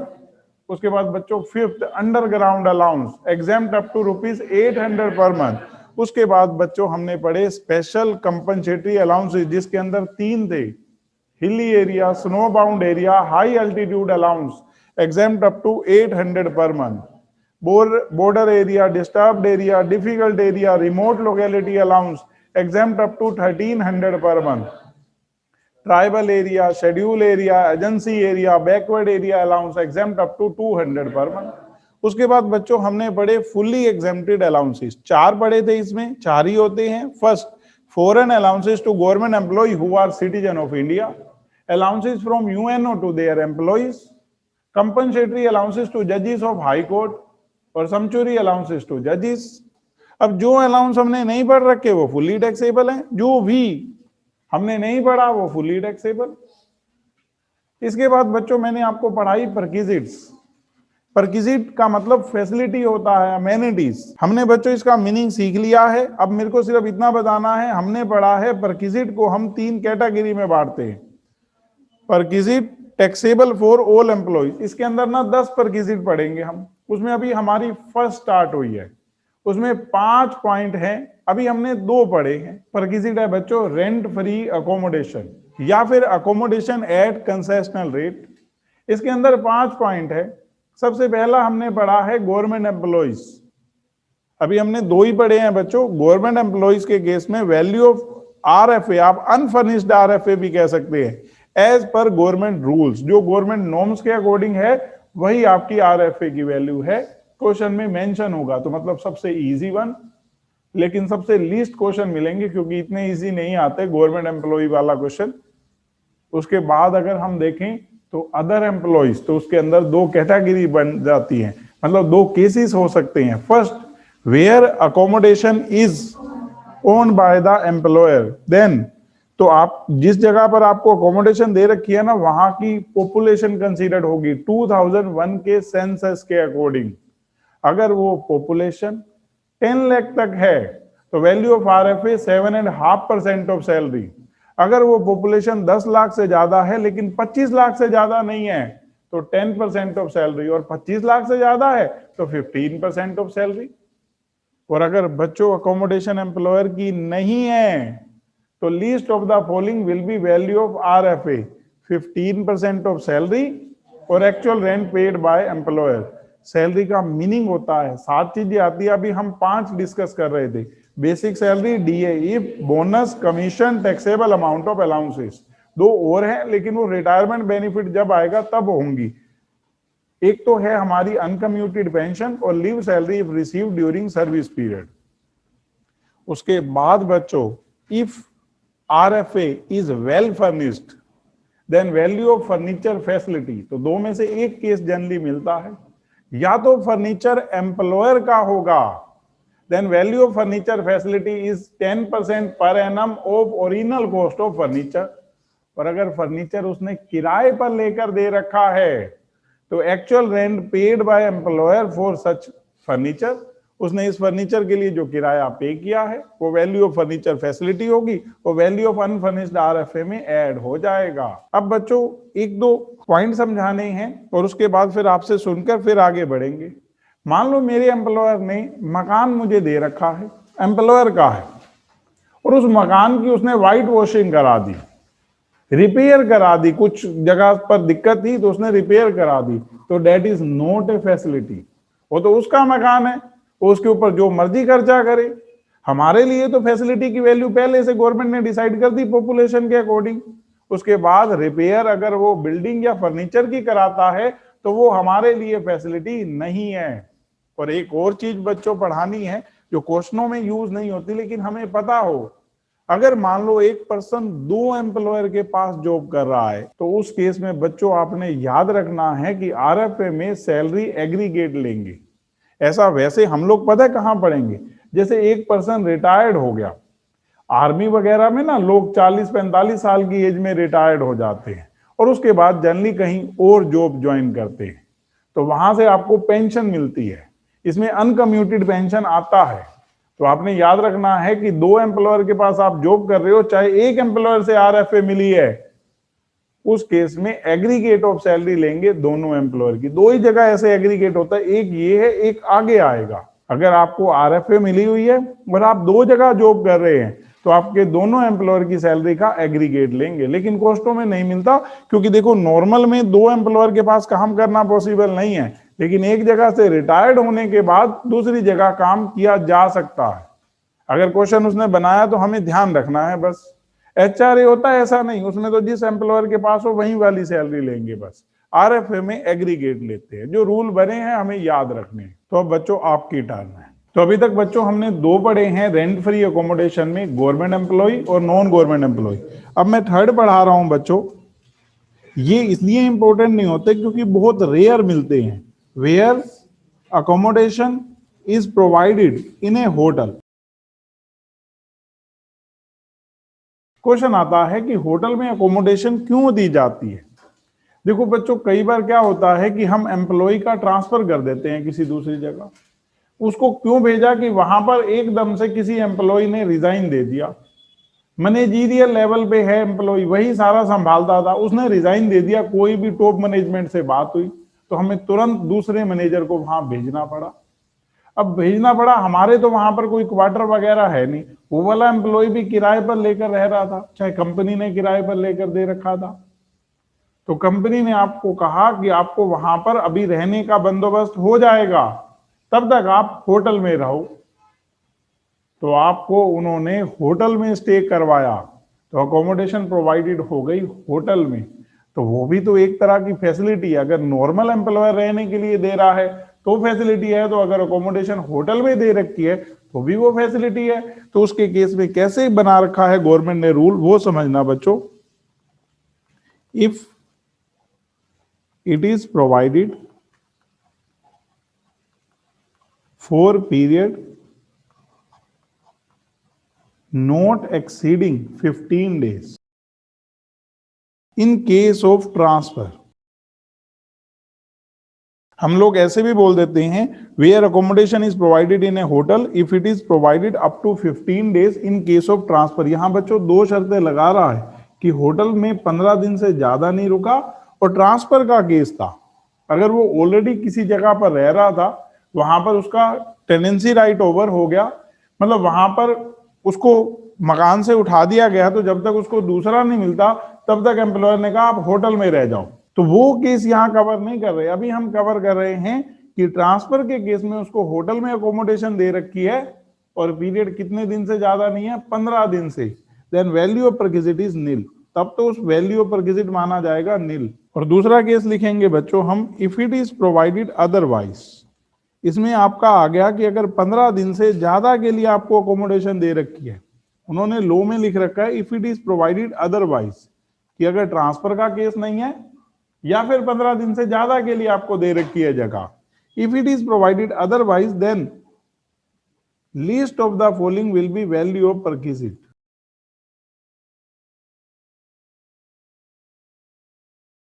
%24 of salary of that period. जितना time आपको वो जगह दे रखी है ना hotel में, जितना time आप होटल में रहे हो उस पीरियड की सैलरी का 24% और actual rent paid by employer, इन दोनों में से जो कम होगा वो वैल्यू ऑफ परक्विजिट होगी। क्वेश्चन बच्चों बनेगा तो बिल्कुल आसान बनेगा, उसको सीधा आपको ईयर की सैलरी बतानी पड़ेगी, तो आपको उस पीरियड की सैलरी कंप्यूट कर लेनी होगी। जैसे मान लो होटल में हमें 24 दिन तक अकोमोडेशन दे रखी थी, तो 24 डेज की सैलरी का 24% ही वैल्यू ऑफ परक्विजिट है। 30 दिन दे रखी है तो 30 दिन की सैलरी का 24% वैल्यू ऑफ परक्विजिट हो जाएगी। लेकिन अगर अकोमोडेशन 15 दिन से ज्यादा नहीं है ट्रांसफर के केस में, तो वैल्यू ऑफ परक्विजिट नील होती है। अब इसके बाद बच्चों नेक्स्ट है मैंने आपको पहले ही बताया कि ये तीनों पॉइंट थ्योरेटिकली है, क्वेश्चन इनका कोई भी नहीं है। Accommodation provided in remote area. बच्चों आप पहले ये समझना कि ऐसा जनरली तब हैपन होता है जब आपके प्रोजेक्ट चल रहा है कोई, और वहां पर प्रोजेक्ट में सिर्फ और सिर्फ लेबर क्लास नहीं होती, ऑफिशियल क्लास भी जाती है वहां प्रोजेक्ट साइट पर, और प्रोजेक्ट साइट शहर से बहुत दूर है, तो वहां पर उस ऑफिशियल क्लास के पर्सन को रुकना भी पड़ता है, और रुकने के लिए उसको क्या मिलती है? अकोमोडेशन। लेकिन वो रिमोट एरिया है। अब क्वेश्चन आता है रिमोट एरिया किसको बोलते हैं? तो हम एक बार बच्चों वैसे रफली ही समझ लेते हैं। अगर मैं आपसे कहूं कि एक टाउन है जिसका लेटेस्ट पब्लिश्ड सेंसस, जैसे अभी लेटेस्ट पब्लिश सेंसस है 2011 का, क्योंकि हर 10 साल बाद हमारे यहाँ पॉपुलेशन काउंट होती है, तो जो लेटेस्ट पॉपुलेशन सेंसस के अकॉर्डिंग जिस टाउन की पॉपुलेशन 20,000 से ज्यादा नहीं है, उससे भी 40 किलोमीटर कम से कम दूर जो एरिया है, सुनसान इलाका आप कहो, कोई है ही नहीं, ना कोई मार्केट ना रेजिडेंस, कुछ भी नहीं, उस एरिया में अगर आपको अकोमोडेशन दे रखी है एम्प्लॉयर ने, क्यों? क्योंकि प्रोजेक्ट चल रहा है, मान लो एक डैम बन रहा है, वहां पर कोई भी सिस्टम लग रहा है ऐसा, तो वहां पर आप यूं समझो कि आपको अकोमोडेशन दे रखी है, तो value of perquisite is nil. Government कहती है उस फैसिलिटी की वैल्यू टैक्सेबल नहीं होगी। क्वेश्चन वैसे तो दे नहीं रखा, अगर 1% हुआ तो वो क्लियर में बोलेगा कि it is a remote area. Remote area का मतलब जहां दूर दूर तक पॉपुलेशन नहीं है, वो उस एरिया से भी 40 किलोमीटर के डिस्टेंस है, आसपास उसके कोई ऐसा इलाका नहीं है जो बड़ी पॉपुलेशन वाला। मतलब वो क्या कह रहे हैं, उस टाउन से भी 40 किलोमीटर के कम से कम डिस्टेंस पर है, जहां की पॉपुलेशन कितने से ज्यादा नहीं है? 20,000 से ज्यादा नहीं है, उसको बोलते हैं रिमोट एरिया। और अगर रिमोट एरिया में दे रखा है तो वैल्यू ऑफ परक्विजिट नील, तो आप ऐसे लिखेंगे accommodation provided in remote area, value of RFA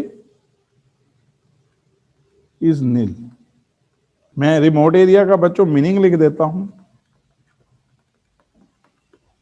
Remote area means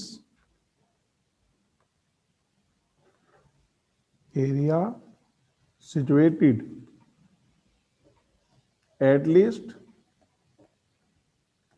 40 kilometer away from a town whose population not exceeding 20,000 according to latest population census. Fifth point, two accommodation at the same time in case of transfer. पहला बच्चा चाहता है कि sir एक बार example दो कि ऐसे कैसे हो सकता है कि एक ही एम्प्लॉयर ने आपको 2 अकोमोडेशन दे रखी है, लेकिन ऐसा होता ट्रांसफर के केस में। मैं आपको बताऊंगा, आपको समझ आ जाएगा। मान लो मेरे एम्प्लॉयर ने मेरे को दिल्ली में जॉब दे रखी है, मतलब मैं दिल्ली में वर्किंग, और मुंबई वाली ब्रांच में एकदम से मैनेजर छोड़ के चला गया, रिजाइन कर दिया, और वहां जरूरी है उनके पास यहां मेरे अलावा दूसरा भी मैनेजर है, तो उन्होंने मेरे को कहा कि आपको वहां मुंबई वाली ब्रांच में जाना है। मैंने अप्लाई किया, मैंने कहा मेरे बच्चे यही स्कूल में पढ़ते हैं, फैमिली मेरी यही मेरे पास रहती है, तो मैं एकदम से शिफ्टिंग कैसे कर लूं? उनका एकेडमिक ईयर तो ओवर होने दो, क्योंकि बच्चों को ऐसे बीच में मैं मिड में कैसे लेकर चला जाऊं? आप अक्टूबर में कह रहे हो, मैंने कहा मार्च में अप्रैल में मैं वहां एडमिशन करा लूंगा, अप्रैल में मैं जाना चाहूंगा। तो एम्प्लॉयर कहते हैं नहीं, अर्जेंसी है, आप वहां जाओ, आपको एक अकोमोडेशन और मिल जाएगी, इसको आप रिटेन रखो जब तक आप अपनी फैमिली को वहां नहीं ले जाते। तो आपको एक साथ कितनी अकोमोडेशन मिल गई? 2। तो टैक्सेशन में उसका क्या है वो समझना। गवर्नमेंट ने सिंपल कहा, अगर ऐसा 90 दिन तक होता है, 3 महीने, 90 डेज लिखा हुआ है लॉ में, if it happen up to 90 days then least value of one house, दोनों में से जो लीस्ट वैल्यू वाला है, least value of one house will be value of perquisite. Valuation ऊपर वाले की तरह कि उस जगह की पॉपुलेशन, अब जैसे दिल्ली और मुंबई है, फिर तो दोनों की पॉपुलेशन, मतलब एक तरह दोनों के दोनों की पॉपुलेशन 25 लाख से ज्यादा है, तो 15% ऑफ सैलरी होना है, तो एक का होगा बस 15%। Least value of one house will be value of perquisite after 90 days. 90 दिन तक तो एक को ही लेंगे वो, और after 90 days both house valuation will be chargeable. दोनों की वैल्यूएशन क्या होगी? चार्जेबल होगी। मतलब आप ये समझो 90 दिन तक अगर ऐसा हुआ तो एक का ही होगा, दोनों नहीं होंगे आपके लिए चार्जेबल, लीस्ट वैल्यू वाला। और 90 दिन के बाद जो आगे का पीरियड होगा उसमें दोनों टैक्सेबल होंगे। जैसे 15% उसके लिए, 15% इसके लिए, RFA1 RFA2। बताओ समझ आई बात? तो क्वेश्चन इसलिए नहीं बनते क्योंकि बड़े यूनिक हो जाते हैं, ऐसा होता नहीं है, क्योंकि वो बड़ा टेम्परेरी टाइम पीरियड के लिए देते हैं कि बहुत अर्जेंसी है तो ऐसे उन्होंने दे दिया। लॉ में उसके लिए प्रोविजन है। अगर मान लो ये प्रोविजन ना होता तो दोनों टैक्सेबल होते। अगर मान लो ये प्रोविजन ना होता तो फिर तो दोनों का टैक्सेबल होता, जैसे होता है नॉर्मल। ये तो लॉ में क्लियर लिख रखा है कि अगर दो अकोमोडेशन दे रखी होंगी ट्रांसफर के केस में, कोई बच्चा कहे अगर ट्रांसफर नहीं है फिर दोनों टैक्सेबल होंगे। Value of RFA1, value of RFA2, एक का दूसरे से कनेक्शन ही नहीं है, दोनों अपने अपने हिसाब से कंप्यूट हो जाएंगी। तो मैं यहां लिख रहा हूं two accommodation is provided at same time in case of transfer if it is provided up to 90 days, then least value of one accommodation will be value of perquisite. Thereafter, आप इसके साथ लिख सकते हो after 90 days value of both houses, जिसको आप बहुत accommodation कहेंगे, will be value of perquisite. ये है बच्चों RFA में। बच्चों इसके अलावा कुछ भी नहीं होता। अब मुझे आपको सेकंड परक्विजिट करानी है, इंटरेस्ट फ्री और कंसेशनल लोन। देखो बच्चों, अगर मेरा एम्प्लॉयर मेरे को लोन दे रहा है, या तो कुछ भी इंटरेस्ट नहीं चार्ज कर रहा या बहुत लो रेट से चार्ज कर रहा है, जबकि मार्केट में अगर यही लोन मैं किसी बैंक से लूं तो रेट मेरे को ज्यादा देना पड़ता, और मान लेते हैं एम्प्लॉयर इंटरेस्ट चार्ज ही नहीं कर रहा, तो जो इंटरेस्ट बनता है वो ऑटोमेटिकली वैल्यू ऑफ परक्विजिट हो गई। फैसिलिटी का मतलब क्या है कि अगर मैं वही चीज किसी और सोर्स से लूं तो मेरी जेब से खर्चा लगता है, और यहां मेरे को फ्री में मिल रही है, तो वो क्या हो गई? फैसिलिटी। फैसिलिटी बच्चों इसी को तो बोलेंगे ना। तो यहां अगर इंटरेस्ट फ्री और कंसेशनल लोन की बात करें तो रूल क्या बना रखा है उसको समझते हैं। बच्चों गवर्नमेंट ने ना ऐसे किया है कवर, मैं लैंग्वेज में ना लिखकर पहले डायग्राम के थ्रू समझाता हूं, उससे आपको बड़ा आसानी से समझ आ जाएगा। अभी मैं इसमें चीजें ऐड कर दूंगा। Where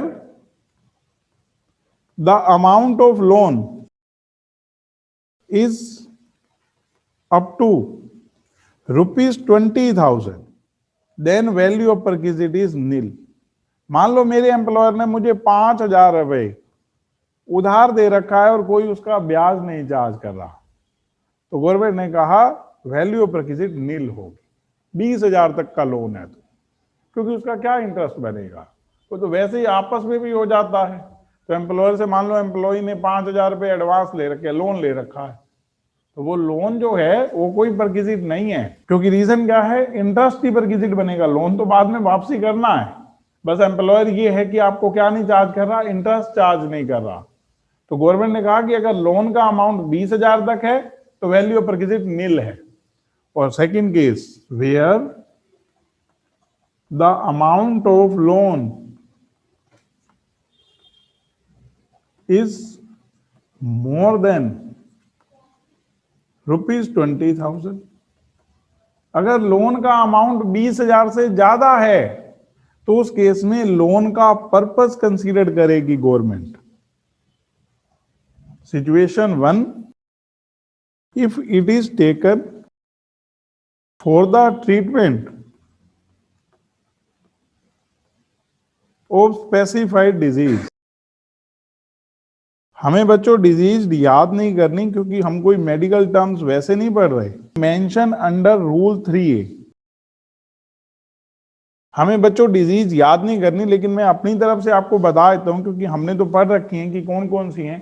cancer, AIDS, chronic renal failure, ऐसे करके बड़ी सारी गवर्नमेंट ने दे रखी हैं कि इन डिजीज के ट्रीटमेंट के लिए अगर एम्प्लॉय ने एम्प्लॉयर से लोन लिया है और लोन का अमाउंट 20,000 से ज्यादा है तो वैल्यू ऑफ परक्विजिट नील।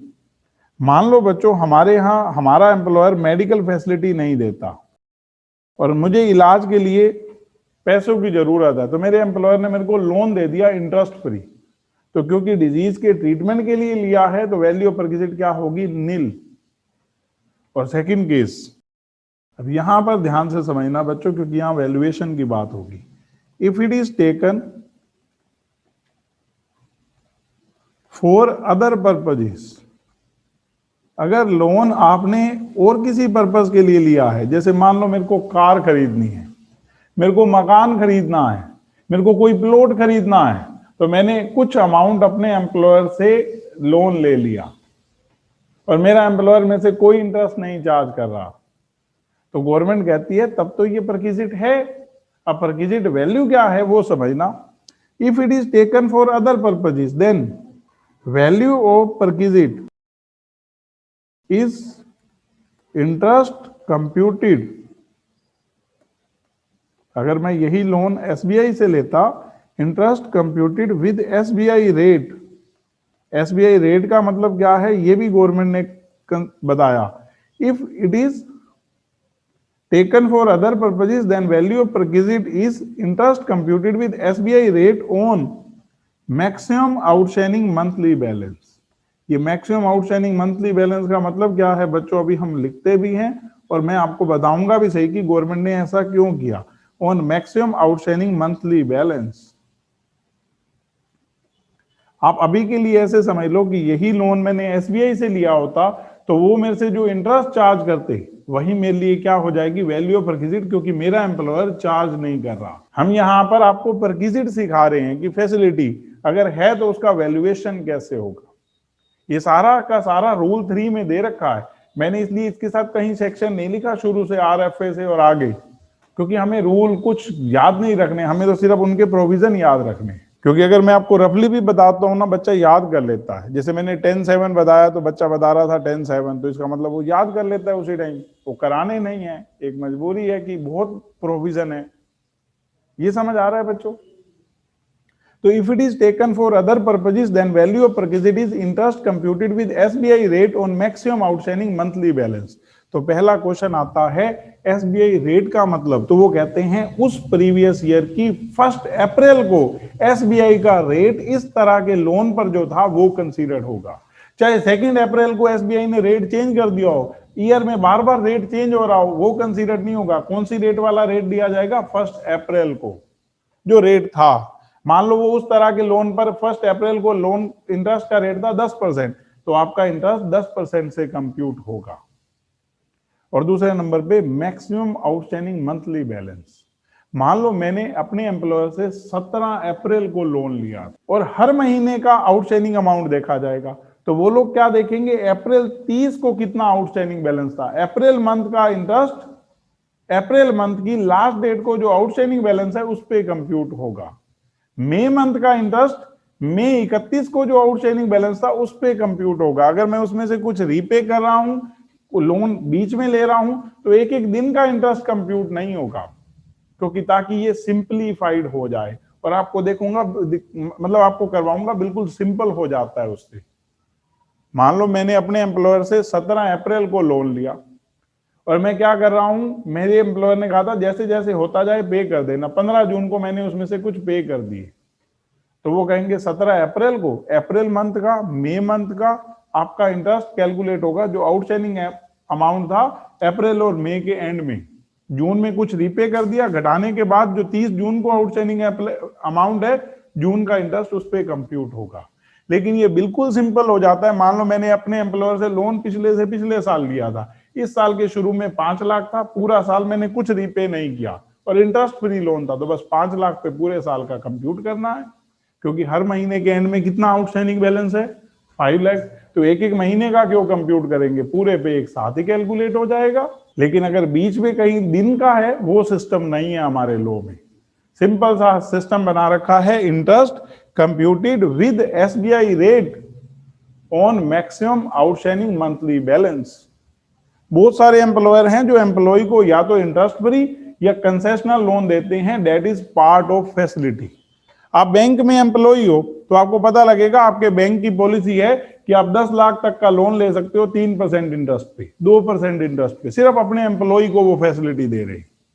जबकि वही इंटरेस्ट का रेट पब्लिक से वो चार्ज कर रहे हैं 9%, 10%, तो जो कम चार्ज कर रहे हैं वो फैसिलिटी नहीं हो गई, तो वो इंटरेस्ट ऐसे कंप्यूट। मान लो मेरा एम्प्लॉयर में से 9% चार्ज कर रहा है, एसबीआई का 12% है, तो यहां इंटरेस्ट पता कितना कंप्यूट होगा, 3% से। अगर कंसेशनल रेट पर दे रखा है तो जो डिफरेंस है वही आपकी वैल्यू पर किसिट है, जितना उसने कम लिया है आपसे। आप यूं भी कह सकते हो, पहले इंटरेस्ट 12 से कंप्यूट कर लो, फिर 9 से वाला जो कंप्यूट होकर आएगा उसको लेस कर दो, जितना एम्प्लॉयर ने चार्ज किया है। तो एक बार बच्चों मैं इन दोनों के मीनिंग लिख रहा हूं, एसबीआई का रेट और मैक्सिमम आउटस्टैंडिंग मंथली बैलेंस किसको कहते हैं। उसके बाद बच्चों फिर क्वेश्चन करेंगे। एसबीआई रेट मीन्स, इसका मतलब है the rate charged bye SBI on 1st April of previous year on such type of loan। इस तरह के लोन पर एसबीआई 1 अप्रैल प्रीवियस ईयर की जो रेट चार्ज कर रहा था वो रेट है ये। और सेकंड नंबर पे बच्चों मेरे से कोई पूछे मैक्सिमम आउटस्टैंडिंग मंथली बैलेंस का मतलब बताओ। Maximum outstanding monthly balance means aggregate of outstanding balances at the end of each month। आपने अपना कॉन्फिडेंस लूज नहीं करना कि ये तो बड़े मुश्किल है बच्चों, याद हो जाते हैं बिल्कुल आसानी से। आपको ऐसे लैंग्वेज में याद करने की जरूरत नहीं है, मेरे को तो आपको लिखवाना है ना बच्चों, तो लैंग्वेज प्रॉपर देनी पड़ेगी, आपको तो अपने लिए समझना है। बच्चा 1 सेकंड में समझ जाता है, एसबीआई का रेट लेना है 1 अप्रैल वाला, और जो हर महीने के एंड में आउटस्टैंडिंग बैलेंस है उसके ऊपर उस महीने का इंटरेस्ट कंप्यूट होगा। बस सिंपल सा वे है। एक छोटी सी बात और बतानी है, लेकिन वो थियोरेटिकली है, क्वेश्चन का उससे कोई लिंक नहीं है, फिर क्वेश्चन करेंगे। यहां मान लो लोन उसने आप नहीं लिया, अपनी स्पाउस को दिलवाया। मैंने आपको स्पाउस का मतलब बताया था लाइफ पार्टनर, हस्बैंड के लिए वाइफ और वाइफ के लिए हस्बैंड, उसको बोलते हैं स्पाउस। तो अगर स्पाउस को दिलवाया तो भी इस फैसिलिटी में कवर होगा, क्योंकि लोग जानबूझकर ऐसे करते हैं। पेरेंट्स को दिलवाया, चिल्ड्रन को दिलवाया या उनकी वाइफ को, मतलब स्पाउस को, और या फिर सर्वेंट या किसी भी डिपेंडेंट को। जैसे मान लो कोई पर्सन है, उसका ब्रदर है, वो उसके ऊपर डिपेंडेंट है क्योंकि अभी छोटा है और उसने लोन ब्रदर के नाम पर लिया, तो भी वो इसमें कवर होगा। समझ गए ना। मान लो किसी को अपने बेटे को आगे पढ़ाना है, आईएम से 20 लाख रुपए खर्चा है, उसके पास तो है ही नहीं, लेकिन उसको पता है कि बेटा मेरा जो जहां से कोर्स करने वाला है बाद में तो बहुत अच्छी सैलरी मिलेगी, तो उसका एम्प्लॉयर की यहाँ फैसिलिटी थी कि अगर आप बच्चे के लिए एजुकेशनल लोन लेना चाहो तो हमारी तरफ अवेलेबल है और कोई इंटरेस्ट चार्ज नहीं करता। तो उसने एम्प्लॉयर से ले लिया, चाहे आप लिया चाहे बच्चे के नाम पर लिया, तो भी वो परक्विजिट में कवर होगा। समझ आ गई बात। अब क्वेश्चन के थ्रू बात क्लियर करते हैं। Question 28, X Limited has advanced an interest-free loan of ₹5 lakh to G for purchase of car on 1st May 2022। तो एक्स लिमिटेड ने इसको उधार दिया है 5 लाख का कार खरीदने के लिए 1 मई 2022 को। G has been regularly repaying the loan in installment of 20,000 per month at the end of each month। मतलब मई, जून, जुलाई, अगस्त, सितंबर, हर महीने की एंड डेट पर ये 20,000 चुकता कर रहा है। पर मई से ही परक्विजिट वैल्यू शुरू होगी, क्यों? क्योंकि मई में ही उधार लिया है। तो मई एंड में आउटस्टैंडिंग अमाउंट होगा 480, क्योंकि 20,000 तो इसने एंड में दे दिए वापसी। फिर अगले महीने होगा 4,60,000, और जो टोटल करके आएगा उसके ऊपर इंटरेस्ट कैलकुलेट करेंगे 10% से, क्योंकि लिख रहा है compute value of perquisite on account of interest assuming interest charge by SBI is 10% per annum. तो एक बार बच्चों कंप्यूट करते हैं। बच्चों यहां ना मैं maximum outstanding monthly balance compute करूंगा, वो उसका एग्रीगेट ही है। यहां मैं लिख रहा हूं मंथ एंडिंग, जो भी मंथ एंड हो रहा होगा, और यहां पर मैक्सिमम आउटस्टैंडिंग मंथली बैलेंस। आप वैसे लिख देना outstanding monthly balance at the end of month, यहां मंथ एंडिंग लिख रखा है, मैक्सिमम आउटस्टैंडिंग मंथली बैलेंस। बच्चों एक बार करते जाते हैं। यहां ना मैं पहले जल्दी से ये लिख लेता हूं, क्योंकि ये तो मुझे याद है। अगस्त, सितंबर, अक्टूबर, नवंबर, दिसंबर, जनवरी, फरवरी, मार्च, 480। हर महीने बच्चों 20,000 पे हो रहे हैं, तो उस महीने के एंड में ये आउटस्टैंडिंग बैलेंस रह जाता है। 8 2 10 4 14 6 20 8 28 2 30 10 40 8 48 4 2 6 6 12 6 18 3 21 25 29 33 37 41। वैल्यू ऑफ परक्विजिट, तो इसकी वैल्यू ऑफ परक्विजिट होगी बच्चों, ये जो अमाउंट है, रेट 10% 1 मंथ, क्योंकि हर एक पे इंडिविजुअली एक एक महीने का निकालना था, तो इतनी देर थोड़ा है हमारे पास कि एक एक पे अलग अलग निकाले, सिंपल मेथड से करें, हम प्रोडक्ट मेथड से करते हैं। तो आप इसको सोल्व करो। 34833, बताओ बच्चों समझ आया? ये रहा बच्चों आंसर 348 यहां मुझे ज्यादा देर नहीं लगानी पड़ेगी, यहां मैं इतना बड़ा भी नहीं करूंगा। मेरे को पिछली बार मेरे को ऐसा इसलिए करना पड़ा, बार बार 20-20 हजार रुपए रीपे कर रहा था। यहां तो 3 बार चेंज हुआ है टोटल। पहले अप्रैल मंथ एंड में कितना है अमाउंट, 1,00,000 रुपए। फिर मई से लेकर नवंबर तक अमाउंट है 3,00,000, और फिर दिसंबर से मार्च तक 2,50,000। तो मैं कहूंगा क्या जरूरत है, इंटरेस्ट ही कंप्यूट कर लेते हैं बस। तो देखो बच्चों ऐसे कर रहा हूं, value of perquisite of interest free loan, तो ये बच्चों हम निकाल रहे हैं कैसे, देखो ऑन ₹1,00,000 फॉर 1 मंथ, ये अप्रैल मंथ की बात हो रही है। ऑन ₹3,00,000, बच्चों ये अप्रैल, यहां बात हो रही है मई टू नवंबर, यानी कि 7 मंथ्स, और उसके बाद 250 के ऊपर 4 महीने का। बच्चों आप चाहें तो वैसे भी लिख सकते हैं जैसे वहां लिखा था, टोटल करके फिर एक साथ लग जाएगा फॉर्मूला, दिसंबर टू मार्च। मैं ऐसे इसलिए करता हूं कि बच्चे को अलग अलग तरह से कराना, उसको कंसेप्ट अच्छे से आ जाता है। क्योंकि एक तरह से तो हो सकता है रट गया कि उसको पता ये ऐसे होता है, उसी चीज को दूसरे तरीके से करेंगे तो उसको कंसेप्ट आ जाता है कि क्या हो रहा है। अब मेरे को पता है अप्रैल मंथ का 1,00,000 पे 12% से, बच्चों आप सिंपली समझना, जहां 12% है वहां तो बिल्कुल इजी हो जाता है। यहां बच्चों 3,00,000 12% 7 मंथ्स का, और यहां पर 250 12% 4 मंथ्स का। हमने बच्चों कंप्यूट किया 21,000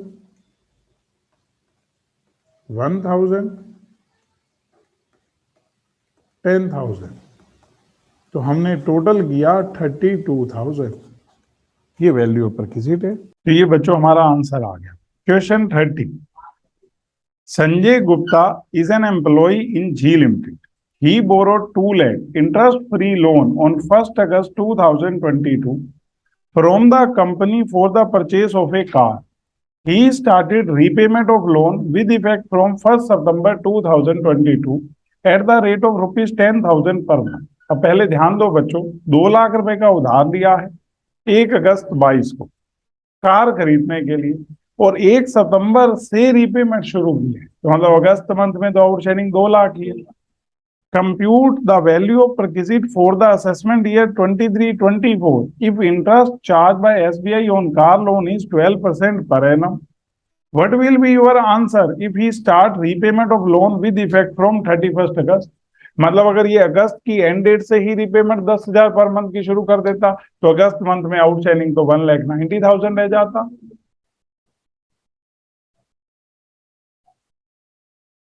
ऐसे ना दो केस बना लेते हैं और इधर मंथ लिख देंगे, मंथ एंडिंग।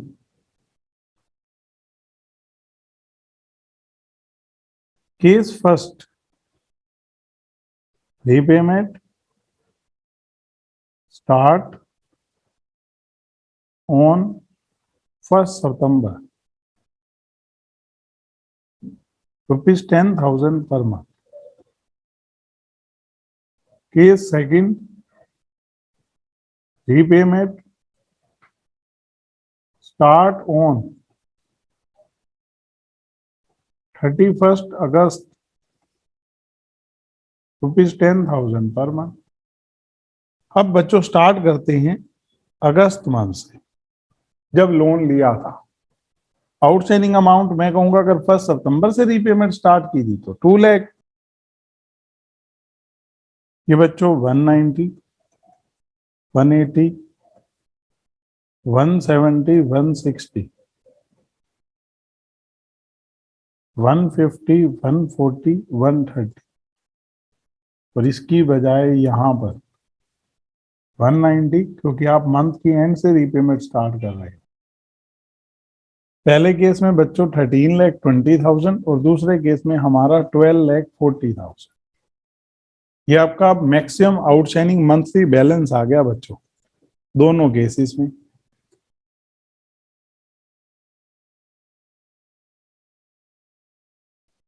इसके ऊपर कैलकुलेट करना है इंटरेस्ट फ्री लोन फैसिलिटी। अब वैल्यू ऑफ रिक्विजिट कह लो, बात तो एक ही है, फैसिलिटी बोलो या रिक्विजिट। वैल्यू क्या होगी? आप कहोगे sir maximum outstanding monthly balance, rate है 12% और 1/12,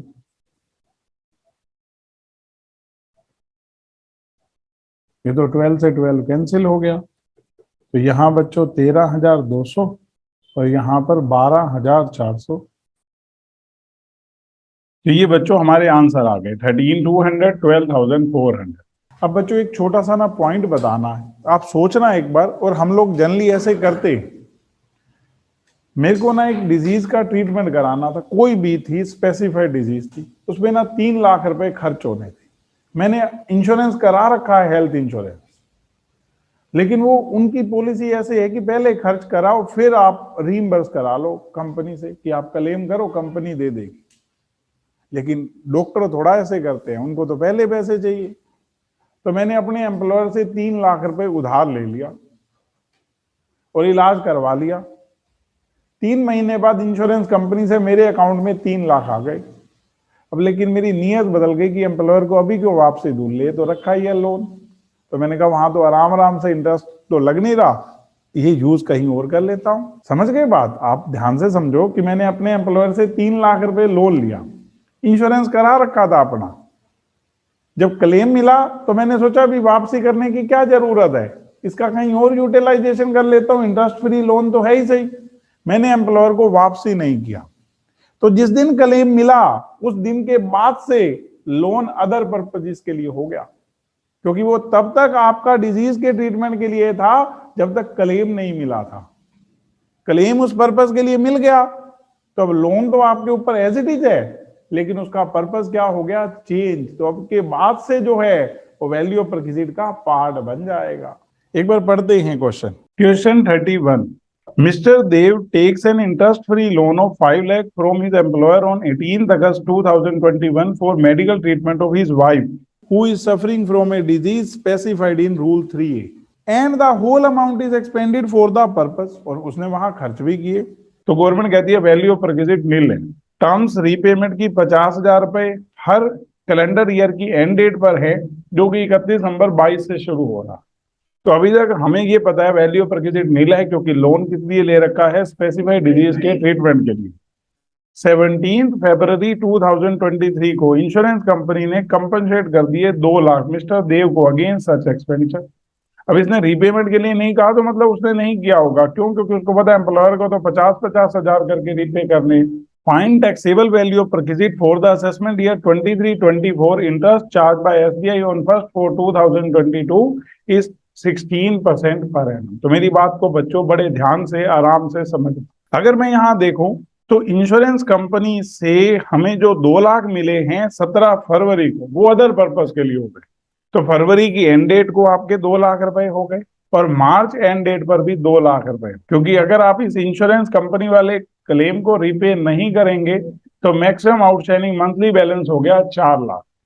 अब इस 4 लाख के ऊपर 16% से एक महीने का इंटरेस्ट कैलकुलेट होगा, तो 4 लाख इंटू 16/100 इंटू 1/12। तो एक बार करते हैं बच्चों, मंथ एंडिंग,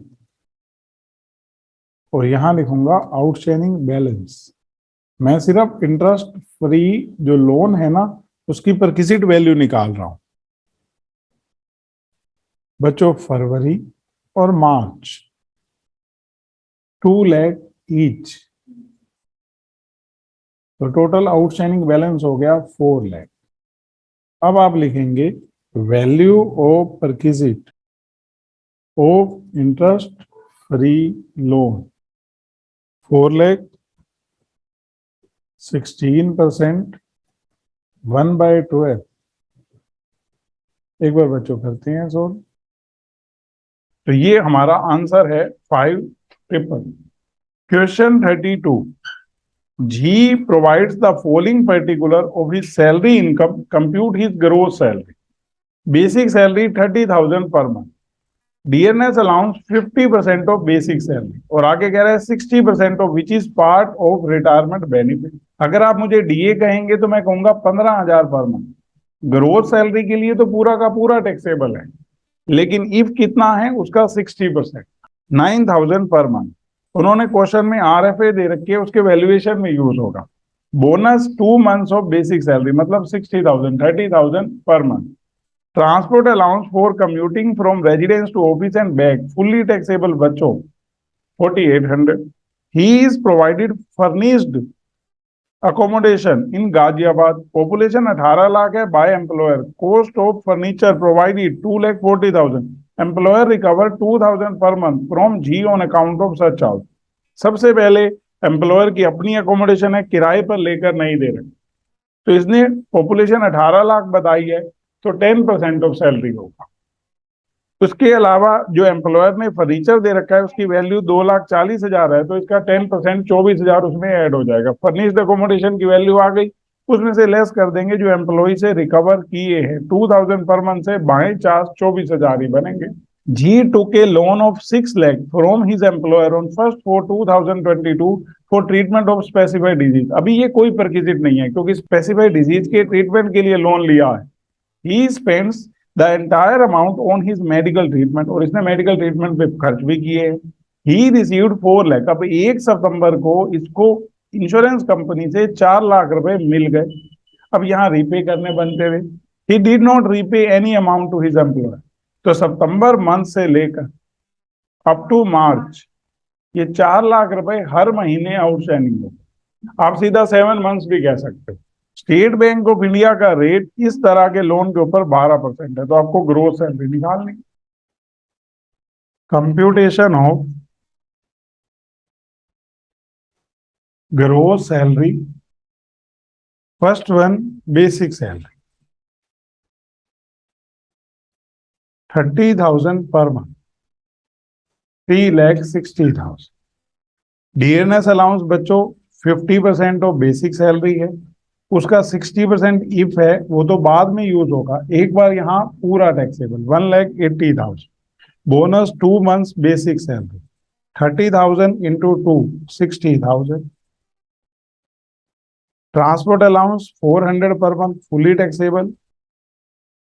अब इसको जो रेंट फ्री अकोमोडेशन दे रखी है गाजियाबाद, एम्प्लॉयर की है, पॉपुलेशन कंसीडर होगी, पॉपुलेशन 18 लाख दे रखी है, तो 10% ऑफ सैलरी। तो हम ना नोट बना लेते हैं सैलरी के लिए। Salary for RFP, basic salary, DA if bonus, commission है नहीं बच्चों, taxable amount of other allowances.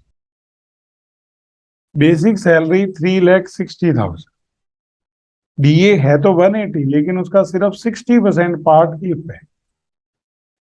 Bonus 60,000, transport allowance 4,800। हमने पूरे का टोटल किया 5,32,800। अब इसका बच्चों 10%, 53,280। इसमें ऐड करेंगे वैल्यू ऑफ फर्नीचर फैसिलिटी। 2,40,000 रुपए का फर्नीचर है, तो 10% 24,000। टोटल किया 77,280। लेस करेंगे amount charge from employ 2,000 into 12, 24,000 इसमें से लेस कर 53,280। इसके अलावा लोन एम्प्लॉयर से लिया है स्पेसिफाइड डिजीज के ट्रीटमेंट के लिए। इंश्योरेंस कंपनी से पैसे मिले थे 1 सितंबर को, इसने रीपे नहीं की, तो ये इंटरेस्ट फ्री लोन। ये परक्विजिट वैल्यू ऐसे कैलकुलेट होगी 4 लाख 7 महीने के लिए, और 12% SBI का रेट है, तो ये हमने कंप्यूट किया 28,000। बस अब पूरे का हमें टोटल करना 6,86,080, दैट इज ग्रोस सैलरी।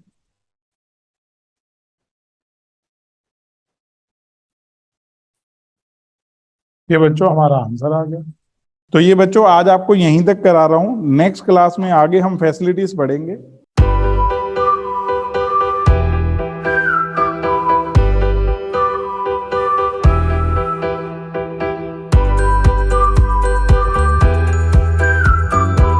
ये बच्चों हमारे सारे अलाउंसेस के प्रैक्टिकल क्वेश्चन हो गए, उसके बाद परक्विजिट शुरू होंगी, तो आज यहीं तक कर रहे हैं। नेक्स्ट क्लास में हम परक्विजिट्स पढ़ेंगे बच्चों।